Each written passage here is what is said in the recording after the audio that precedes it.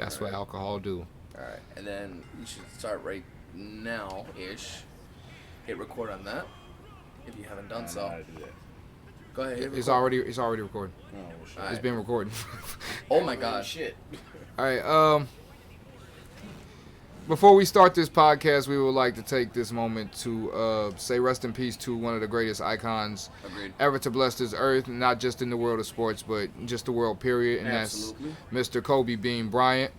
Growing up a Jordan fan, I really didn't like Kobe like that, but I've always respected him. I respected the hell out of Kobe, and I don't want to take away the fact that a legend died unexpectedly at the time of this recording yesterday, Sunday. But we also have to remember that there were, I believe, 8 others that died as well. So may they also rest in peace as well because of this unfortunate accident that happened. Yo, and you know what? Let's not take away the fact that Kobe wasn't just a player. Kobe was also a father. And Agreed. he also lost his child Agreed. in that tragic helicopter accident. And another family lost their lives altogether, all 3 of them. A husband, a wife, and a child lost their lives. And you know what? No parent should ever have to bury the child. It should be the other way around at all times. No parent should ever have to bury the child. So you know what? My thoughts and prayers, everything goes out to Kobe and his family and to the other sad tragedies that lost their lives. Agreed. So nothing but love, prayers, and ultimate respect for all of them. So please keep everyone in your prayers. And last thing, don't mean to cut you off, man. At the end of this podcast, because I'm gonna do the same thing. They're probably at home sleep, but go home and hug your fucking family members, man. Because you know what? You never know. You walk out the door the next day, or they walk out the door the next day. God forbid that be the last time you see them, and you're gonna wonder what the last thing was that you said to them. And then finally, Jay Williams said it best. Said something along the lines of whatever beef you had with somebody, squash it. Yes. So please, keep the Bryants in your hearts and those who did die recently, and don't ever forget the legacy that Kobe Bryant left on the NBA. Because if you ever held a basketball, you knew the name Kobe Bryant. You did. Whether it was number 8 or number 24. Agreed. Even if you haven't held a basketball, even if you crumpled up a piece of paper and threw it in the trash can and you just hear Kobe. Right, you hear his name Kobe. Yep. Whether you did it or that kid in class trying to be cool did it, you heard the name Kobe. I'm a victim of that. So please don't ever forget. Never forget. But all right, back to the original programming. All right, and with that being said, hello, fuckers. How are you doing today? How are you doing? How's everything going? This is the first episode of the Gentleman's Podcast. One way to put it. Yeah. Yes, it is. Where we talk about wrestling and shit.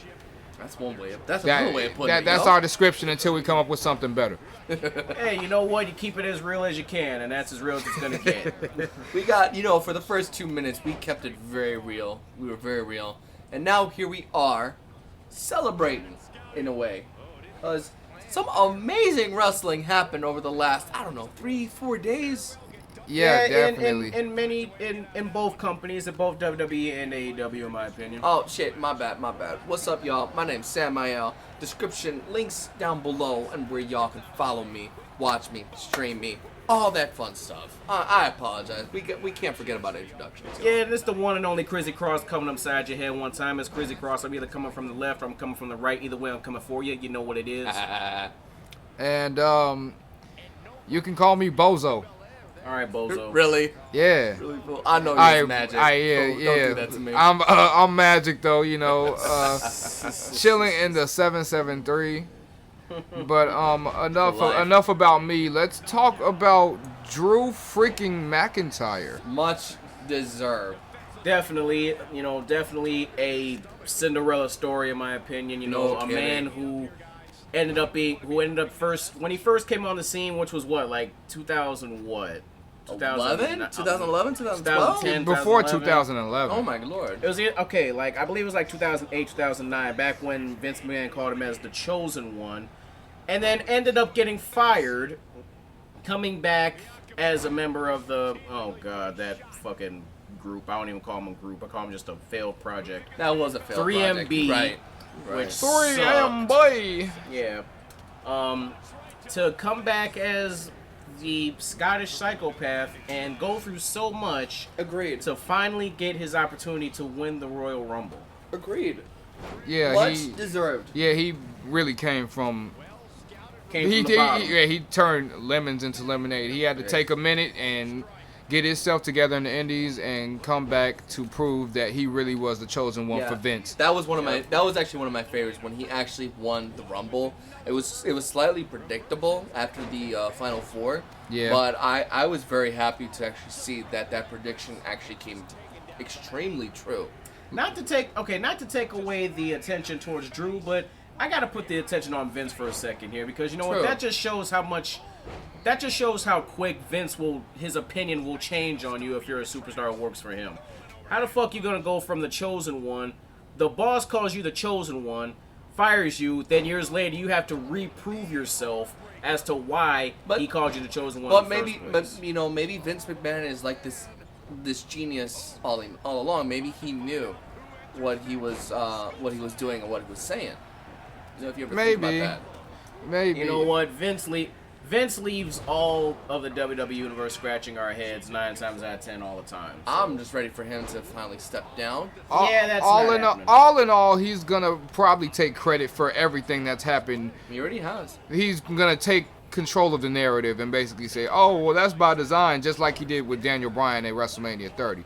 Everybody knew that Vince was trying to bury him to the ground. No fucking shit. Exactly. We all saw that from the beginning. But let WWE tell it, "Oh, this was our plan all along.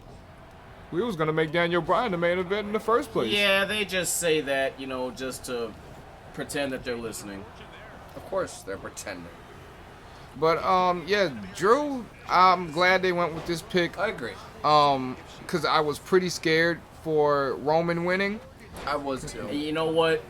Roman, he's I give him shit from time to time because I still feel like he's shoved in our faces, but he is still one of the top superstars there, and he still deserves a lot of the respect that he gets, but I hate to say it, it doesn't matter how, I don't want to say over he gets, but it doesn't really matter what predicament he's put in. Whenever there's a big star in the Royal Rumble, whenever there's a Daniel Bryan, whenever there's an Edge, and Roman Reigns is responsible for getting them out of the Royal Rumble, he's going to catch the heat for it. It doesn't matter who it is. Roman's always going to catch the heat, especially in a Royal Rumble match.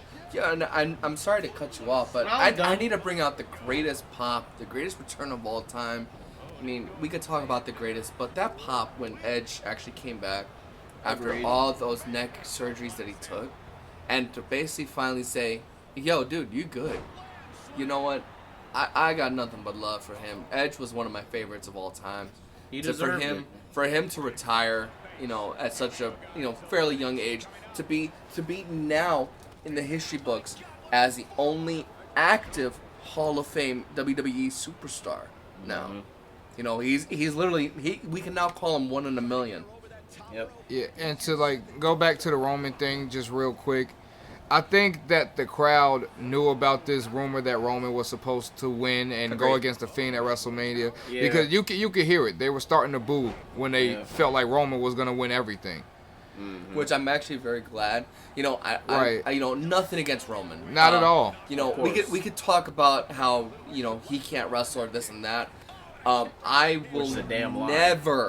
will never say shit like that unless I'm having fun, of course.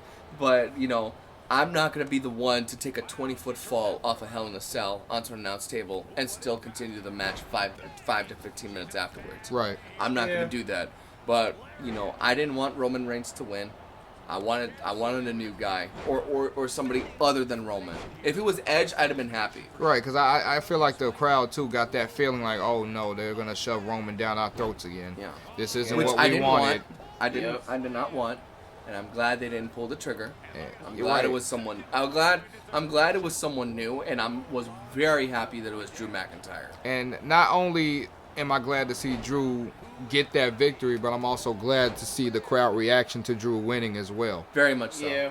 because they honestly recognize that it's a long time overdue. Agreed. In my opinion. Yeah. Which should bring us into our 5 top moments of the week. Okay, right. Who wants to go first? Who wants to go? You know what? I'll kick it off. Go ahead. Let's go across. So my first, okay, for my top 5, I'm gonna start from the bottom and rise up. Go ahead. So my 5th best moment was John Morrison getting over the New Day, like both members in 2 weeks.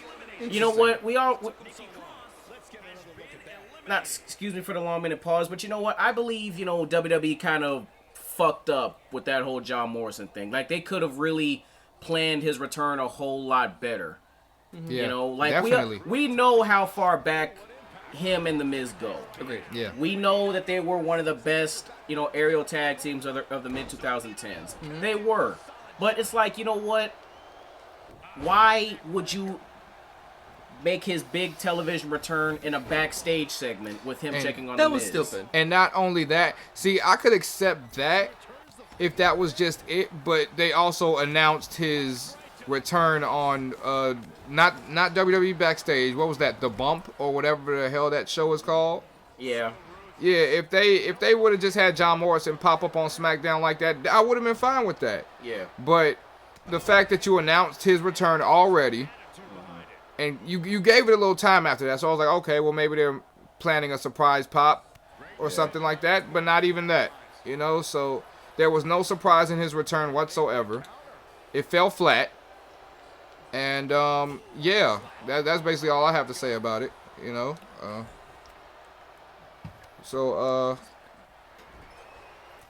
Long story short, it was a missed opportunity. Obviously. Yeah. All right. Anybody got? Who wants to go next? I guess for me. That's all your moments, or? Yeah. No, I got. Do you want to go? You want to keep going? All right, I'll run through all of them. All right. So, unpopular, decision, but you know what? I saw it coming when I found out he was going to be in the match. Buddy Rogers. Buddy Rogers. Back from the dead. Wrong Buddy. Buddy Murphy and Seth Rollins winning the Raw tag team titles. Anybody's my buddy. Yeah, right. Well, I wouldn't say that, but anyway. Well, you guys are my buddies. I call you two my buddies. But anyway. Well, we're bros. What the fuck are you talking about? Yeah, well, that's okay. Well, at least Magikk is. But anyway. Oh. Nah, I'm kidding. I love you, man. Oh. Alrighty, damn. so this I believe this is a big moment. Shut up. This is a big moment for both superstars because Seth is, let's see, 1, 2, 3. He is now a 4-time tag team champion. So that's really 6. Oh my god. Okay, I was way 6, off. Shit. I think. Okay. Well, he won. Okay, when he first started with the Shield, he won it with Roman. He won it with Dean. He won it with Jason Jordan. He won it with Dean twice, I think. You sure? I think. Wait, he did win it with Dean twice, but yes. they vacated it like the day after. Yes, actually, and it's funny that you say that because I have to say that. Sorry to interrupt you.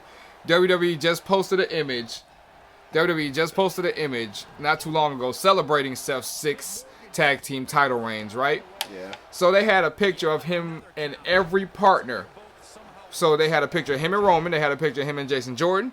A picture of him and Buddy Murphy. No, that's it. They didn't have a picture of him and Dean. It was just Rollins celebrating with himself. They cut Dean completely out of the picture. Yeah, that's They Vince are for not you. mentioning Ambrose at all. That's Vince for you. They are giving him the Benoit treatment. Yep, but back to it. Who? It's a big... Sorry. Hey, you know what? Fuck it. Chris Benoit. Oh, give me a break. Anyway, I believe it's a big moment for Seth because you know what? It's another... Agreed. How can I put it? Another big moment for his career, but I believe it means even bigger. It means so much more to Buddy Murphy because you know what? He was, and correct me if I'm wrong, the longest reigning cruiserweight champion we've ever had. And a pretty decent one. He had pretty good matches on 205 Live. That's why they called him up. But you know what? He's spent so much ever since he's been on the main roster, so much time trying to make a name for himself, build a character, get the right eyes, get the right attention towards him. And now he's one half of the Raw Tag Team Champions in his little time that he's been here.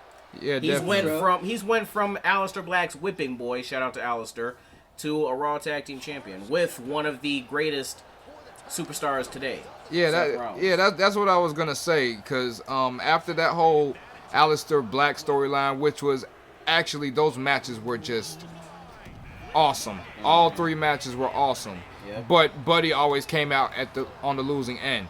So you were just, looking from the outside in like, well, okay, if Buddy lost all of these matches, where does he go from here? You know, and I love the way that they told the story of him joining the Messiah's group, or however you want to call it, whatever his name for the group is. He was sitting there all depressed and all that. Monday Night Messiah. I love how they had him sitting there for a match or two. That threw me off at first, but then it started to click in my head. It's like, okay, now I get it. Right. But yeah, I'm glad to see him win some silver too. Yeah. But I'll go right ahead. Alrighty, so I like to call this crossover because we're gonna cross companies real quick. We're gonna slide over to AEW. So it was the match with Jungle Boy and Luchasaurus versus the Inner Circle, Jericho and this week? Santana Ortiz. Yeah, Holy this shit. is this week. And as Le Champion made his entrance. Wait, before you start, don't forget Marco Stunt. You cannot forget Marco Stunt. I'll let you bring that up then. I'm just saying, don't forget Marco Stunt. All right. Marco deserves credit too. Okay, well, you know what? I remember him. I just forgot his name. All right, We'll go with fair Marco. enough. Marco. Polo. Yeah, exactly. My mind went Polo because I couldn't see him.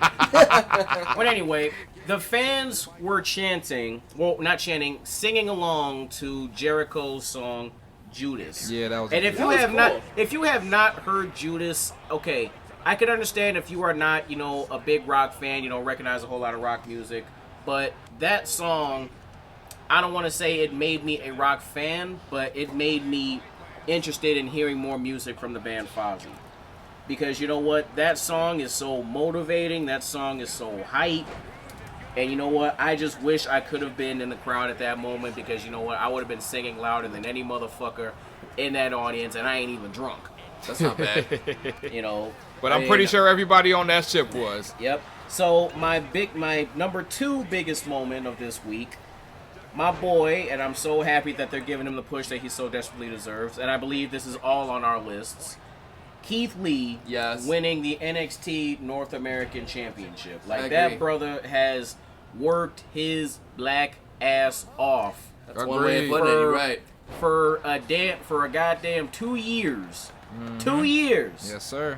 Went from being tossed around, being a security guard, being tossed around by Triple H, Vince, and Shane, getting beat down by the royal family.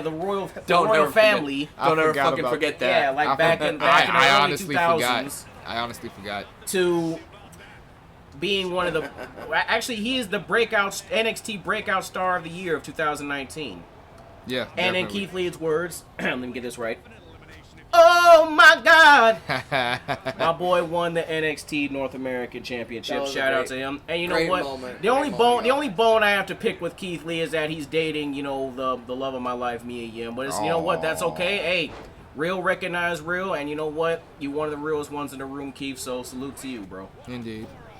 And last but not least, my top ones are what's it called? Oh shit. The Dusty Rhodes Tag Team Classic. We have the Broserweights, Matt Riddle and Pete Dunne versus the Grizzled Young Veterans. And I have to say, I'm gonna go with, you know what? I have a feeling they might give it to the Young Veterans, but I'm gonna say my loyalty and my love and my support goes to the Broserweights because you know what? I believe both these young men need this in their careers because the only accolade Pete Dunne really has is he's the longest reigning UK champion, and you know what? I believe everybody needs to fatten up their resume. Yeah, Matt doesn't have anything. Yeah, Matt really. doesn't have anything. He's just a stoner. At least yet. Oh man. At least not yet. Yeah, at least not yet. But you know what? I definitely hope that they can pull that off and they can take home the trophy because you know what? Like I said, both those gentlemen deserve it. And hey, maybe afterwards, Matt Riddle holds a smoke session at his house sometime after they win. I'll be joining that smoke section. I would too, and somebody invite Rob Van Dam too. And his girlfriends? And his 2 girlfriends. Yeah, exactly. Okay. Now, I guess, it kind of sucks because in my top 5, he's got some of mine, but in no particular order, obviously, Keith Lee winning the North American Championship. that was actually a great moment. One more time. Oh my God! Thank you for that. You're welcome. For me, and not really like just a moment, but like a show. Having that AEW show on the cruise, that was actually not a bad idea. Because not at all. For all these fans that's paying X amount of dollars, hundreds, maybe even thousands of dollars to be on this cruise, you got to be entertained one way or another. You know what I mean? Definitely. I swear, because you know what, and don't mean to cut you off. Yeah, sure. I swear to God, those tickets, man, they are so damn hard to come by. Because Agreed. You know what, bro, like they go faster than fucking checks on the first of the month. No, like, them shits go by fast. Like all of a sudden, like we want tickets to AEW, and in like 10 minutes they're gone. Yeah. And yeah, I guess legit 10 minutes. Get your stopwatch and count it. Literally. And I guess my next moment is I guess in my next moment the Paige and Omega winning the tag team champions. Oh, but wow, it's not really that moment. It's really that they're setting up Hangman Page to betray the Elite and become a heel. That this storyline is kind of like simmering a little bit. I'm liking that moment. Yeah, but I'm just gonna say this one thing. Yeah, please go ahead. One thing, you know what? Also, Hangman, I saw a couple tweets from Private Party. They're still looking for that $12 for that drink. No, who gives a fuck? He's doing that cowboy shit nowadays. Hey, I rock with the cowboy shit. It's like, hey, we could do whatever shit. But it's like, you know what? But goddamn, when you owe a nigga some money, you owe a nigga some money. And also, just to shed a little bit of light, it's as far as the storyline, it's great. It's very good storytelling because you can tell by Paige's face he feels like, since he's the member with the least amount of time in the Elite, No, I he agree. feels like he's left out. Yep. And you see it in his face, like, I don't have to deal with this. I'm getting tired of this. Blah, blah, blah. Let me go over here and celebrate with the fans, my real friends. Right. Yeah. It's not like, it's like, he's going to turn, but when? Yeah. Exactly. When is he going to say enough is enough? Its reality Exactly. is when. I guess the next moment that I have is somebody that I was never a fan of, and then she made me a fan, but that's only because she became the EST lately, and it's Bianca Belair. Like what she's been doing lately. Like I've been a fan. Like mind you, I'm not a fan of, and I don't want to sound wrong, but I'm not a fan of like this hood like shit. But what Fair she's enough. doing, but if I take away the hood shit, and again, not trying to sound awful, but if I'm trying to take away that hood shit, like her wrestling ability is like on fire. Yes. And then being in the Women's Rumble and being the first to set the record for 8 women eliminated in the Women's Rumble. You know what? Much props. Do you, honey? Basically, as they say. And I wouldn't even call it hood. I'd say more just, want to be ghetto fabulous. Sure. I'll put it but that also, way. It ain't even ghetto, it's just ghetto fabulous. But also, you have to understand, me growing up in the hood, Humble Park to be exactly, Humble Park in the 90s to be extremely accurate. To all of our Chicago people that know where that's at. Exactly. Yep. Shout out to the 773. Yep.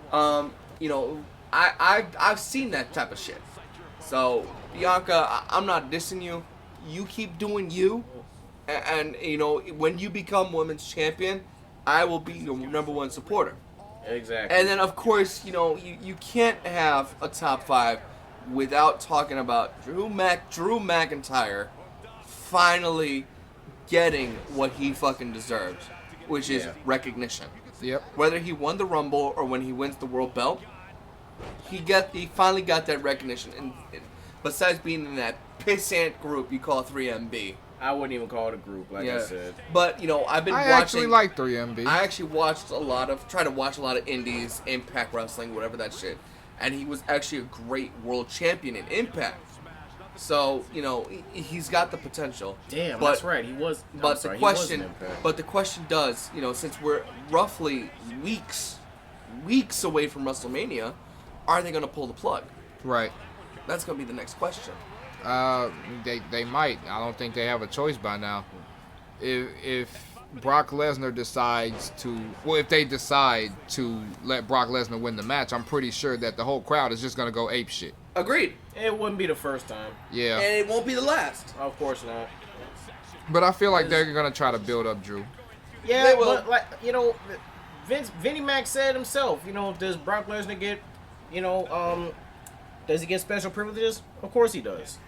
So it's like, you know what, shit. But that's my problem. If you're not Lesnar, Flair, Cena, Triple H, or McMahon, you don't have, or Undertaker, you don't get that type of shit. Yep. And that's very upsetting. I mean, well, Daniel Bryan has a little bit of pull. Bray is starting to get some creative control. Daniel Bryan has pull because of how close he is with John Cena, in my opinion. Maybe. I don't know. Maybe. That's how I put that. It's kind of like, okay. It's kind of like this. Think like way back when, think during the 90s era. If you were friends with either Shawn Michaels, Triple H, or hell, and I'll even say Stone Cold. If you were in good with those superstars, you can get in good with Vince because one of them. Because think of it, the Clique. Yeah. Shawn Michaels. Yeah. He helped get Kevin Nash. He helped get Scott Hall. Yep. X-Pac, Sean Waltman. Their careers skyrocketed. Why? Because they were tied with Shawn Michaels. Not taking away the fact that they were great superstars, because they were in their own lanes. And the original Pac was actually really good. And I mean X-Pac. He was a hell of a wrestler. Yes, he was. A hell of an athlete, man. He was doing shit that cruiserweights are doing today. Yep. You know what I'm saying? Spinning heel kicks, top pony, the little flip-de-doo over the top rope and shit. The flip-de-doo! I'm sorry, I know that's not... Well, I repeat what I said. He was doing shit that cruiserweights are doing today. He elevated that shit. Very much so. And shit, Scott Hall, one of the greatest characters of all time, one of the greatest wrestlers of all time. Kevin Nash, one of the coolest big dudes out there in the game. Very much so. Let's also remind her he just retired, so... Congratulations and happy retirement, brother. Yep, yes, sir. He deserves it. I believe, Triple H would have been a star in the making regardless if he was a member of the Clique or not. Yeah, definitely. But we're getting off track, though. You're right. And now I yield to my friend Magikk, who needs to tell his top 5. Oh, you guys are just so thoughtful. It's Shut up. All right. I want to start off with a couple of honorable mentions, actually. Because I had so many moments from this week. It was so packed full of moments for me. You guys touched on a couple of them, and that's Paige and Adam. That's Paige and Omega winning the tag team belts. Keith Lee winning the North American Championship. Absolutely. The Cruiserweight Championship match in Worlds Collide was actually that was one phenomenal. of my favorite matches. Oh, yeah, my goodness. Out the weekend. That was absolutely shocking. And Finn Balor Jr., a.k.a. Jordan Devlin, is now the Cruiserweight Champion. That was shocking. So I do want to say, and I'm sorry, I do want to say those shout out and big props to WWE for giving my man Isaiah Swerve Scott the push that he has been getting, regardless if he wins or loses. Here's the thing about WWE. If you're still getting TV time, this is what I believe, if you're still getting decent TV time, like you're not in squash matches, WWE, they have a plan for you. They're just trying to see if you can build up and hold that momentum to see if they can really give you what they're trying to give you. That's what I believe WWE does. And that's what I think what they're doing with Isaiah Swerve Scott. They're trying to see what he has to offer. Can he keep the momentum? Can he keep the fans behind him so he can be the star that WWE believes he deserves to be? No, that's an interesting way of putting it. Yeah, definitely Isaiah, he oozes charisma. Yes. Like when you see him walk out, if you just see his entrance one time, you just see it. You see the star potential. Another one that I think of when we talk about oozes potential is the Velveteen Dream. Definitely. Patrick Clark, the Velveteen Dream. I think he's fantastic as well. Shout out to Velveteen Dream, hoping for a speedy recovery. Absolutely. Yes. My apologies, Magikk. No problem. My last honorable mention is Mandy Rose falling on top of Otis in the Women's Royal Rumble. That was very funny. That was my favorite moment out the whole match. Wait. If I heard correctly, I think Otis, was his name Otis? Yes. Was saying some things like, "Oh, you better watch out, Sonya. Yes, oh, you're gonna get eliminated. That Be was careful." Hilarious. Yep. He was hilarious. I think he was saying, and I can't repeat his verbiage or his vocals because that is gonna fuck me up. But he was saying things like, "Oh, you better be careful. You're going down, such and such." Right. So. Well, and I found it funny that Sonya was the reason why Mandy got eliminated for falling on top of Otis and Mandy. Oh my God, yes, that but was funny. At the same time, I feel like Otis being there is kind of a double-edged sword. True. Because it's taking away from the attention that you're giving the women. Yeah, it's true. The biggest pop that match got was Otis being there. Yeah. Well, I'd actually say that was the second biggest pop. I believe the biggest pop was Shayna being number 30.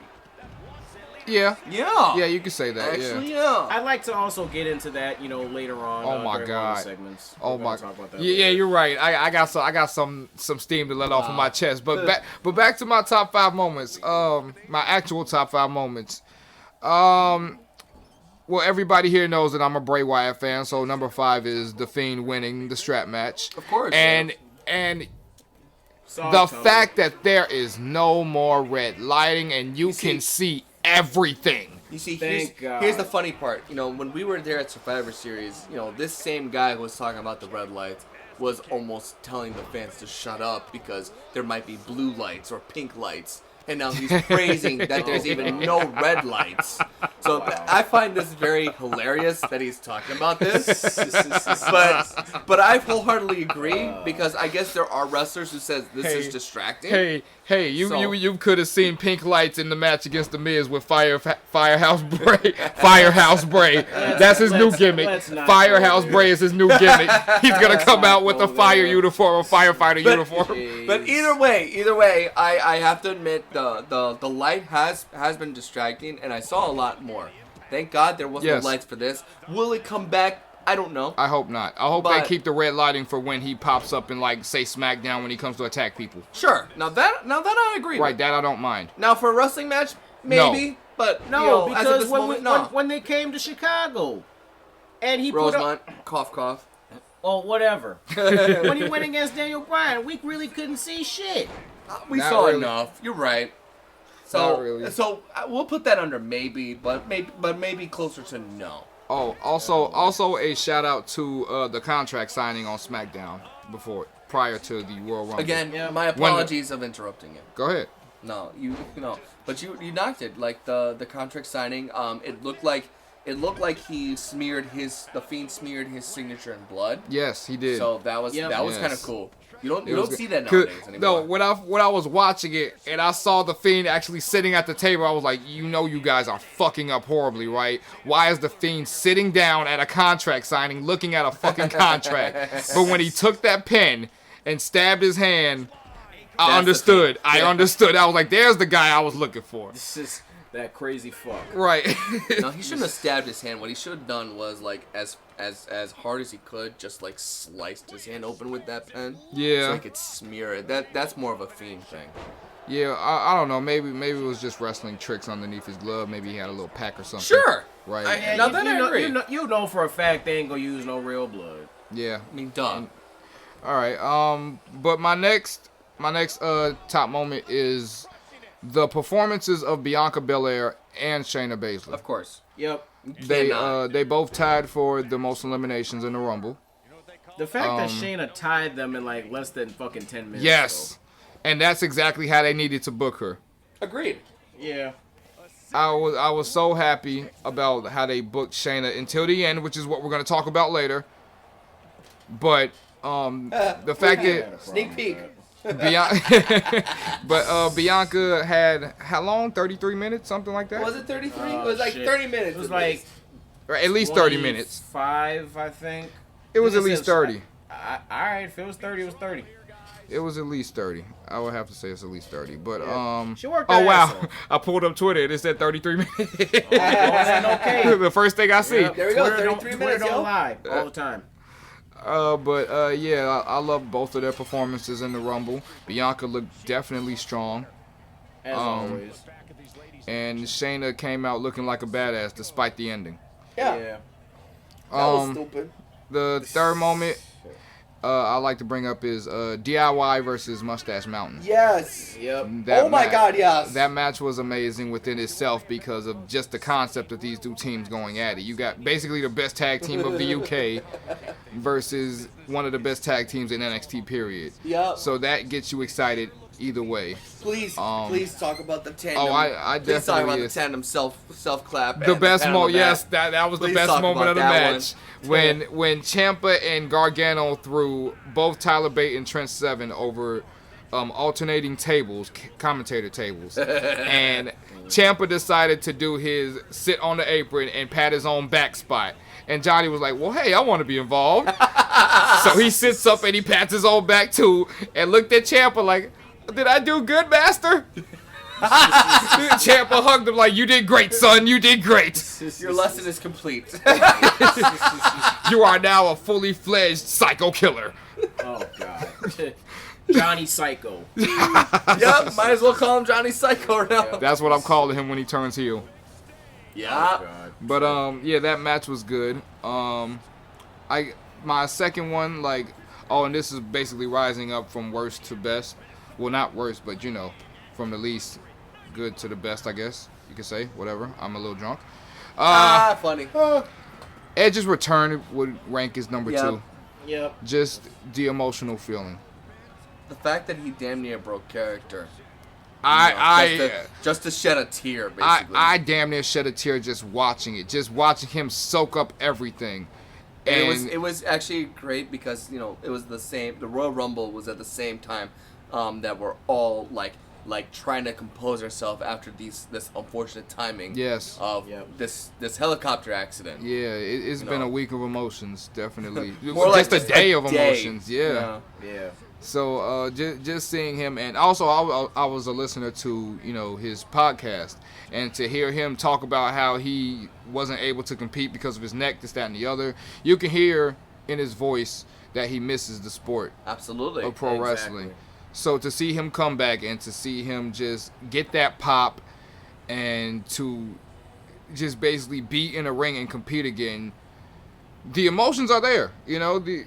For like at least the first year, he's like the ultimate baby face. Definitely. It doesn't matter what he does from now on.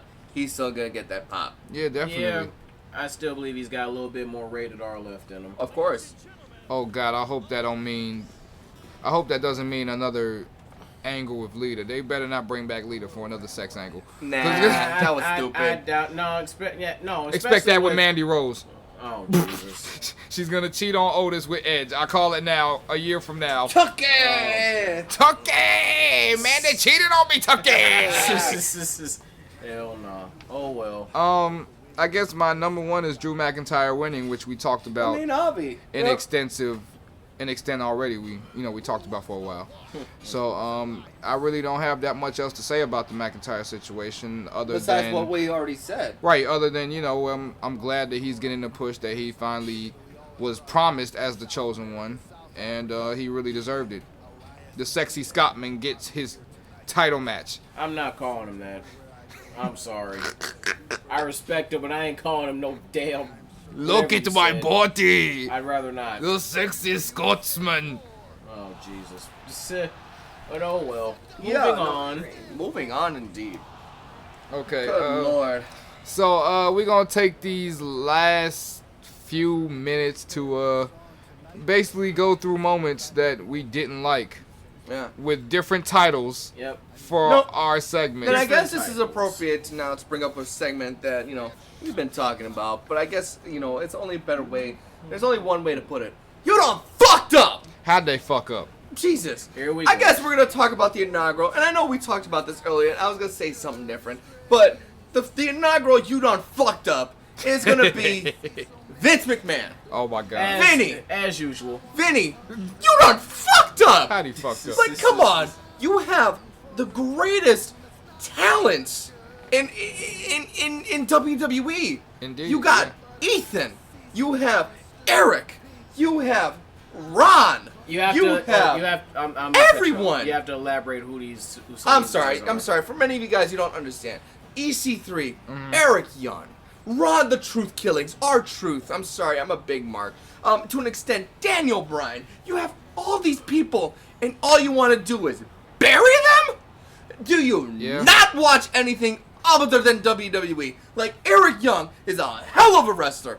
Ethan Carter III, EC3, is a hell of a wrestler. You want to give the swan song to Matt Hardy? He's about to leave, and you want to job him? Oh my God! You gotta be fucking with me. You must have read my mind because I was about to. Like, come on! Matt Hardy in. What Kool-Aid are you drinking? Water. Like Matt Hardy is on the verge of retirement. He's probably drinking Jim Jones's Kool-Aid, but he's immune to it, so he doesn't die. He just goes crazy. But Matt Hardy is on the verge of retirement. Now, whether or not he wants to go to All Elite Wrestling, that's another thing. But his swan song is you want him to job? Yeah, that's pretty. If you're trying to prevent him from going to EC, I was about to say EC fucking W. If you're trying to prevent him from going to AEW.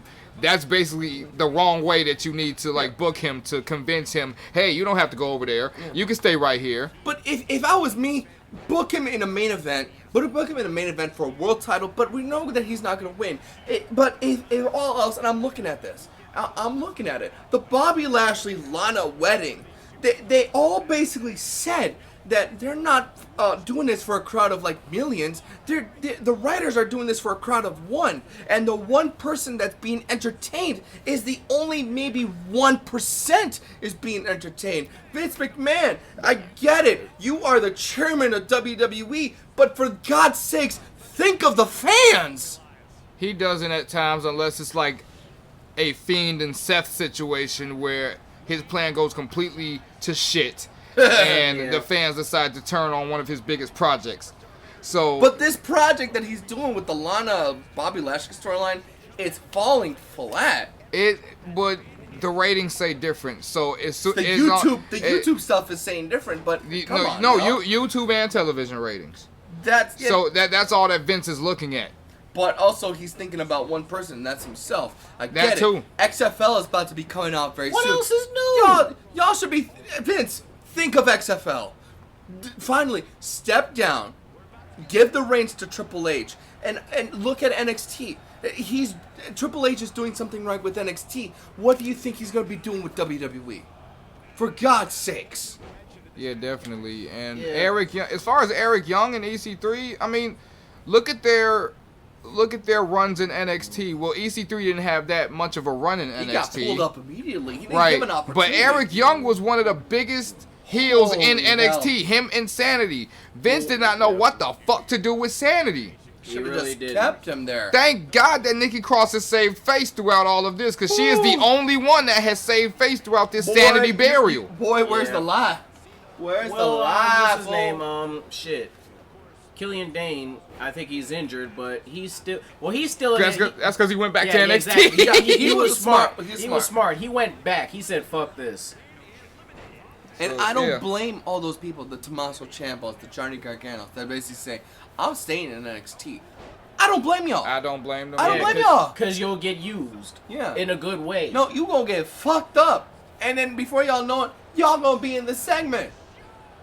So whatever y'all gotta do, stay the fuck away from the segment. Yeah. Vince, do something different. I'm begging you. Another tag team he didn't know shit to do with, and they're not there anymore, was Ascension. Yep.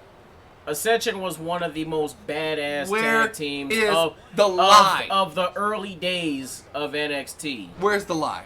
And they came straight to WWE. They did jack shit. They were involved in what? A couple of backstage segments with fucking... God. What were they called? Breezango? Yeah, Breezango. The Fashion Police. Yeah. They were involved in that bullshit. Oh, good lord. It was funny at first, but now it's like, what are y'all doing? Right, I think it was the fact that NXT fans were just basically glad that they were in something. Yeah. Because they didn't have shit at that point. But, we should make an episode ranking the worst NXT call-ups of all time. Hey, I dig it. But, were you done venting, sir? That was my segment of you done fucked it up. Okay, fair enough. I would like to actually capitalize off that Vince McMahon thing and say that the wrong queen won at the Royal Rumble. God. Yeah. Oh, my head. The wrong queen won at the Royal Rumble. Know damn well it should have been Shayna Baszler. And now we're looking at either Charlotte versus Becky, which has been played out for the past year and a half, or we're looking at Charlotte versus Bayley. Who in the world wants that? Like, seeing that... No disrespect to Bayley, but her character is not catching fire right now. Like, seeing that, like, Charlotte Flair won, I wanted to pull my eyeballs out. Like, what the fuck? So not only did you miss your chance at building up Shayna Baszler as a badass heel as soon as she gets into the company, but now we just have a boring matchup for a championship at WrestleMania. No. Well, it could be potentially. You know, they could make some changes that could change shit up. But as for right now, things aren't looking good. You're right, but I want to try to say it as positive as I can. I'm trying to. Let me say but it. me as a Shayna Baszler fan, I am pissed off at this moment. As am I. I am so pissed off at this moment. Am I. Accurate. But yeah. So I guess we'll go to my segment of fucked up things, which is hey, no infringement, right? Yeah,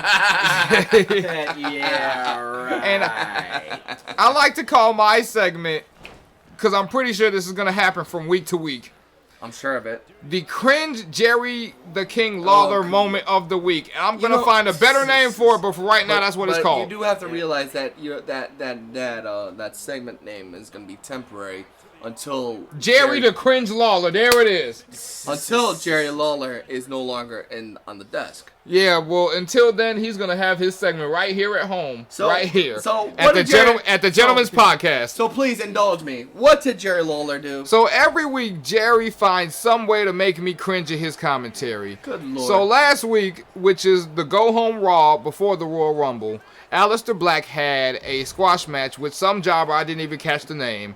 You didn't matter because all it was him running up to Aleister Black to get a black mask. That was it. Pretty much. Ball game. Jerry decides to say, oh, that has to be less than 3 seconds. Ha! Me in my head, it takes 3 seconds to count, Jerry. Ooh, my head. Oh, It takes 3 seconds to count. So where were you counting? Why are you counting this way? Why are you here? Why exactly? It always comes down to that. Oh, that hurts. Oh, that hurt big time. So Jerry Lawler. Until you find better commentators, this is going to be a staple in this podcast, and you better like it. Somebody better like it. Somebody will like it. But I have no regrets. Not yet. I never will have regrets. As long as he comes up with crappy commentary like this, I will never have regrets. No regrets. Hey, hashtag no regrets, y'all. No exceptions. In my too. Negan voice. That too. But other than that, we've been wrestling fans for like some 20 years for many of us. Like we've seen the best, we've seen the worst, we've seen it all. We grew up with it all. So, we give everybody opportunities. WWE, you got this chance to bring us back. We're changing the channels from the USA to TNT. Do something. Yeah.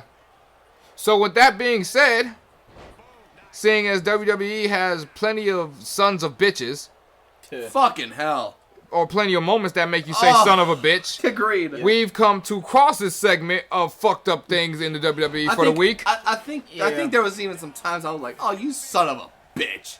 And it's funny because that's honestly the name of my segment. Wait, wasn't there a promo that Cactus Jack said, "You sick sons of bitches"? Yes. Okay, so I'm not going crazy. In my Ollie Davis voice, segue.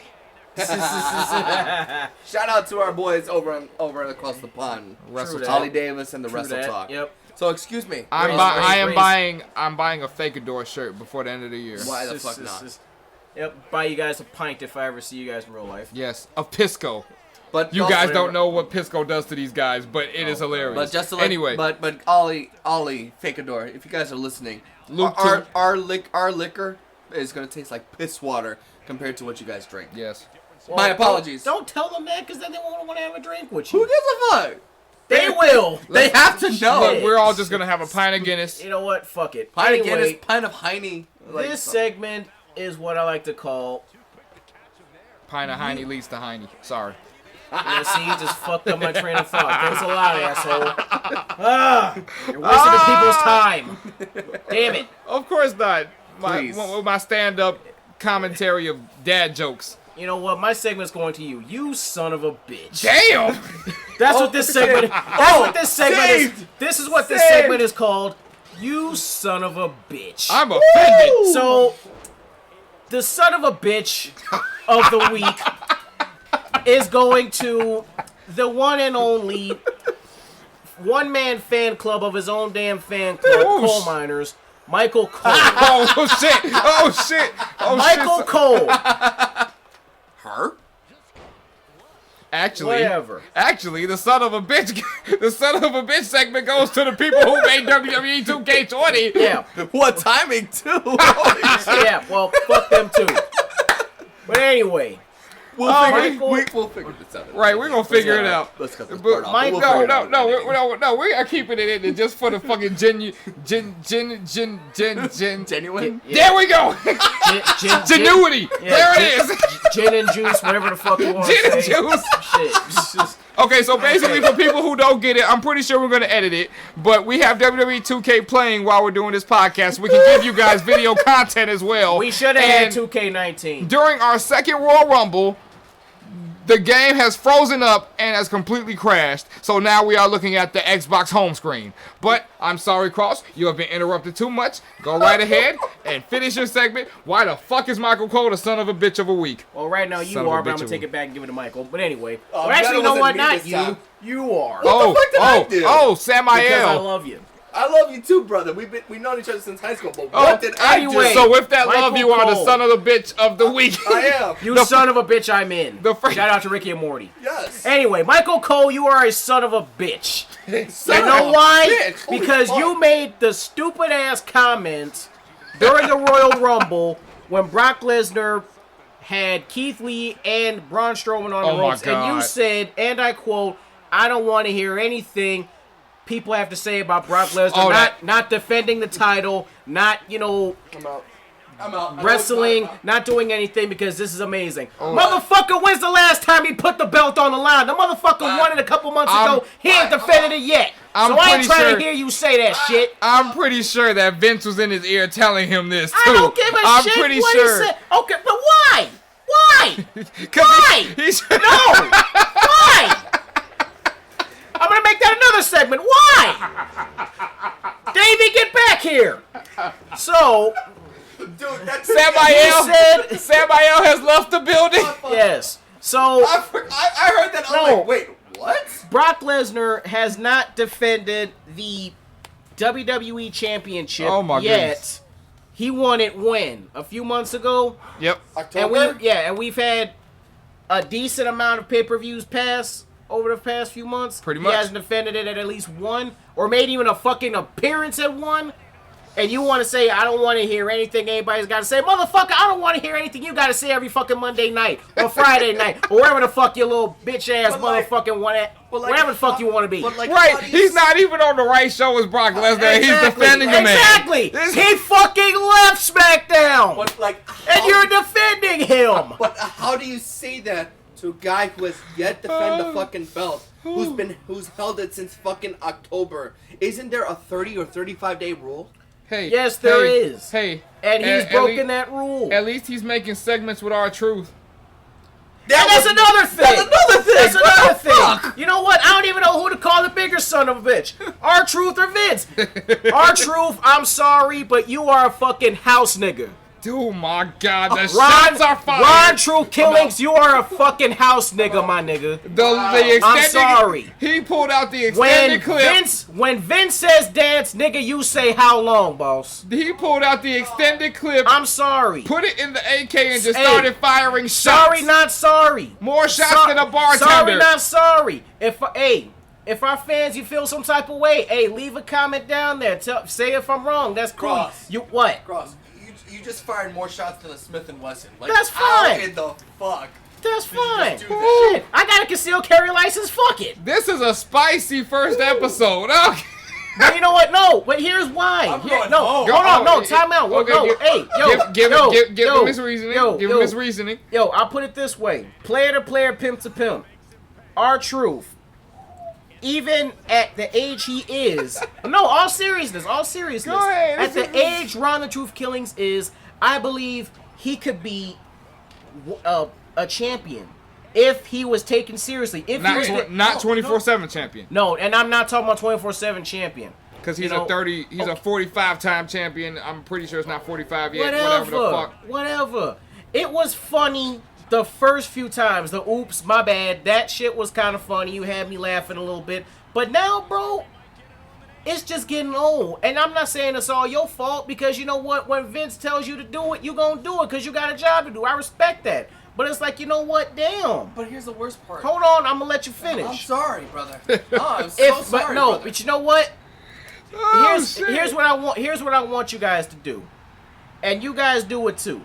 Agreed. If you haven't done it already, look at R-Truth today, and look at R-Truth back in TNA. No, you're right. Back when he first won. Back when he won the NWA Heavyweight Championship. One of the very few African.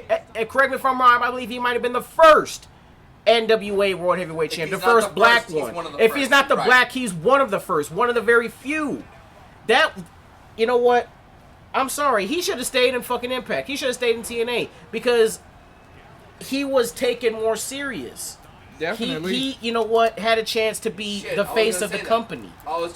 You're right. I was gonna say that. He hasn't had an opportunity at the title since that embarrassment of a pay-per-view fucking 10, 11 years ago, Capital Punishment, when a little boy threw the fucking drink in his face. See, well, no. That was that tag team match he had with The Miz against The Rock and Cena. There was I'm talking about a title opportunity. Oh, title opportunities. The world okay. belt. I'm sorry. I don't know why I heard main event. I don't know why. No. Okay, but yeah, I agree with you definitely. So I'm sorry. Ron Killings was definitely better than R-Truth. Yeah. So you know what? Oh, ain't that the truth? So yeah, Michael Cole, R-Truth, and Vince. I think Vince is the prime target for our segments, but you guys are sons of bitches. And that's my fucking segment. Mic drop. Whoa, Cross. My God. God. Nailed it, brother. We all nailed it today. We're going to add an air horn right here at this spot, just to capitalize off of your venting, Please don't. Just no. You make it sound like a reggae club. No? No? Hey, you hear that shit in the club, you know it's time to get on the dance floor because you know all the thick bitches about to jump up. That's true. Ain't that the truth? Okay, wow, we have been going for like an hour. Hey, that's the podcast. That's the podcast, man. Yeah, I don't know. Is there something that we want to talk about for the outro, or I don't know, man. Because we had Kobe for the intro. Yep. You know what? Anything. Really? How about we just end on a positive? We ended on a negative with Kobe. How about a positive with Kobe? Definitely. How about one of our greatest Kobe moments? Okay.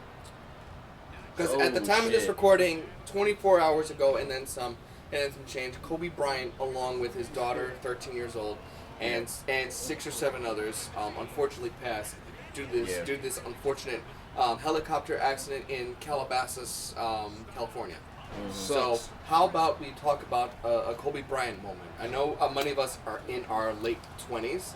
Yep. Yeah. You see, a lot of us. Well, I'm saying a lot of us. The 3 of us were '90s babies.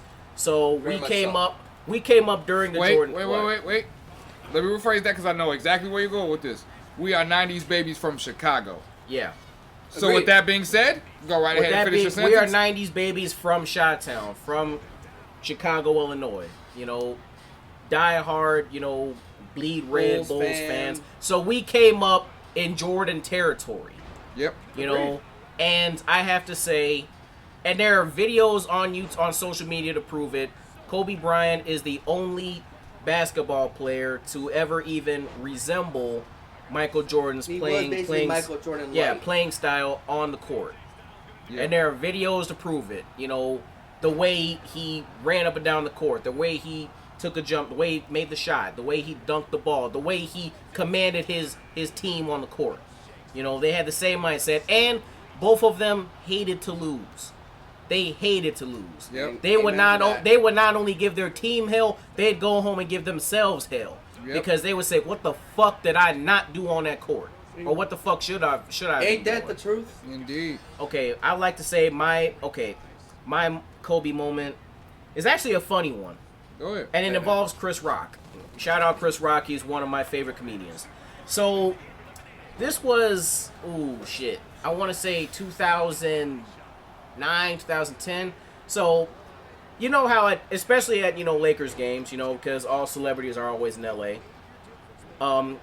Chris, they're always courtside.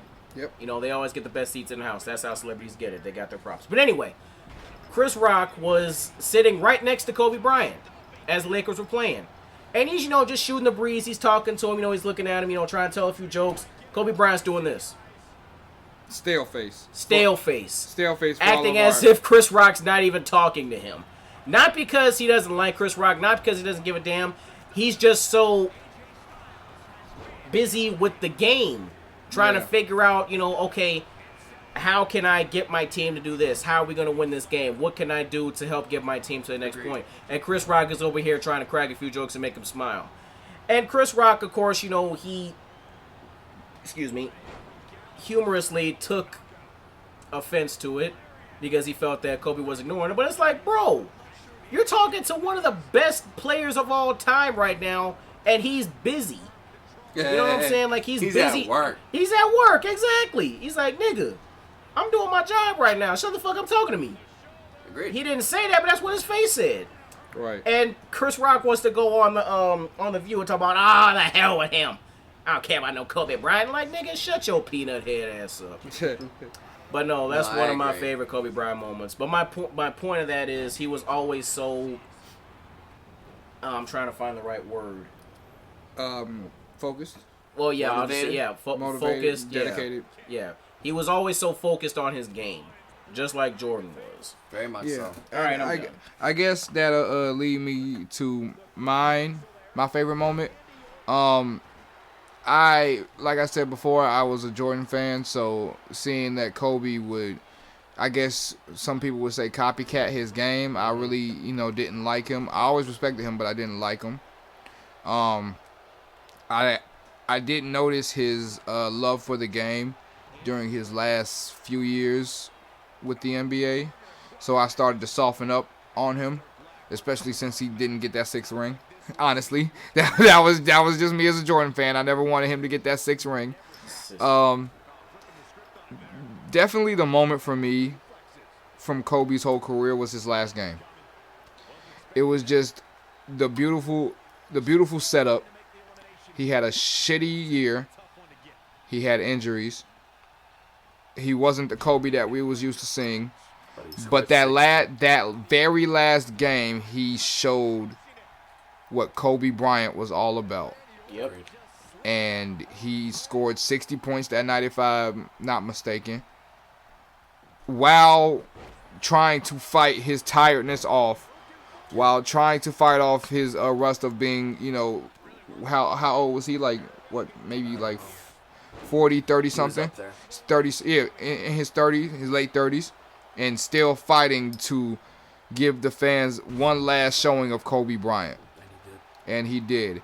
And with every shot that he made, I understood the impact that he had with people in that game. I kind of want to leave with a funny quote. I don't want to interrupt you, but Shaquille O'Neal said something along the lines of, I told Kobe to score 50, and then motherfucker scored 60. Yeah. Yeah. So that definitely was one of my favorite moments. Just actually when he was done and they benched him, just seeing him wrapped up in bandages after that. And after that, I realized, like, this motherfucker really was one of the coldest people in the NBA. And I guess with mine, it was technically the 60-point game in his last one. But if I were to really dig deep, there's really two moments that I have. The first one is his 81-point game.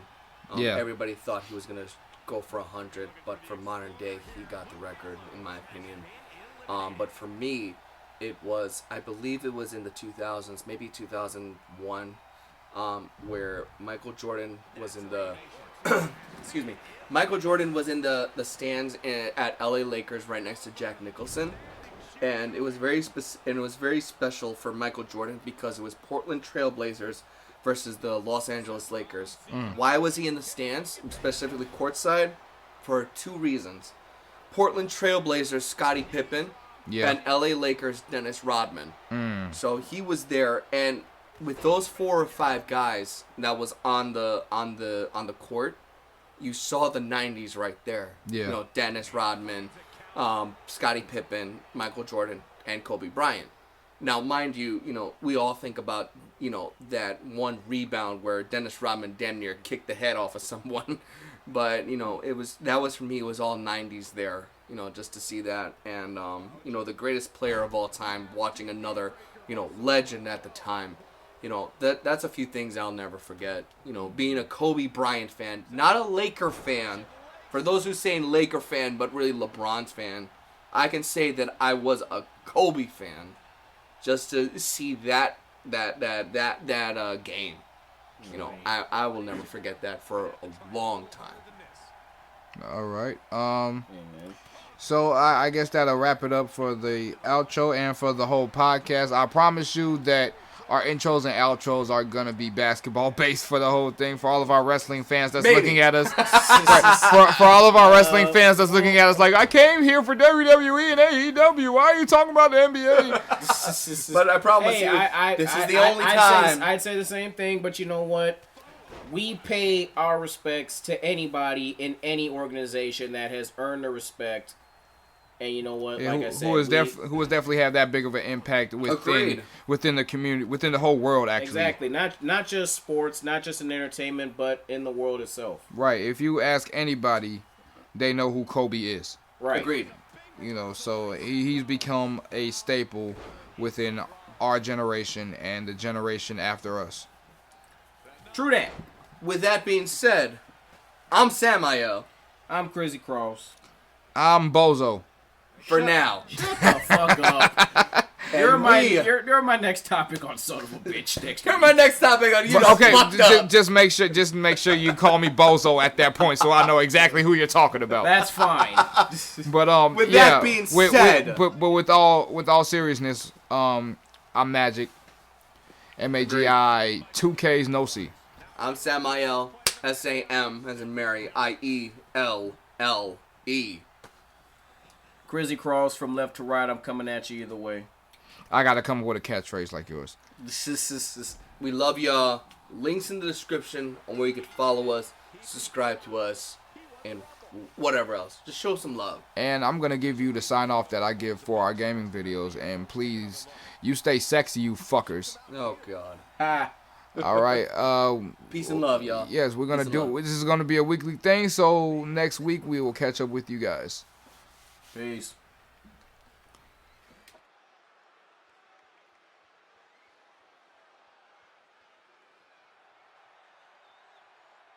Here is your winner, Samoa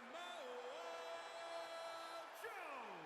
What an amazing finish to what may have been one of the most exciting Royal Rumble matches I've seen in years. This was all about one competitor's refusal to lose. When you see that, you have no choice but to respect it. And with that